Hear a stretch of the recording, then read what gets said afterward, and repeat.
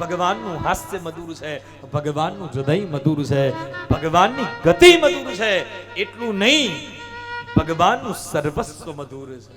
કોઈ પણ દેવી દેવતાના મંદિરના દર્શન કરવા જાઓ ને તો કેવલ મૂર્તિને ન નિહાળશો.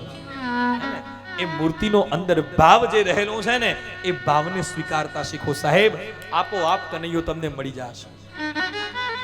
એકલા મંદિરની અંદર મૂકેલી પથ્થરની મૂર્તિઓ જોઈ જોઈ ત્યાં આગળ તમે તમારા ભોડા પછાડશો ને તોય તમારો ભગવાન હામું નહીં. એને માણો. ભગવાન કેવલ દર્શન કરવાનું કોઈ તત્વ નથી.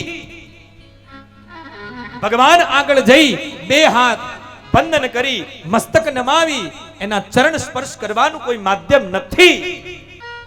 પણ ભગવાન કોઈ તત્વ હોય ને તો એ પામવાનું અથવા તો એ માણવાનું તત્વ છે. એને તમારા રગ રગની અંદર કનૈયાને માણો, ત્યારે કનૈયો તમને મળશે.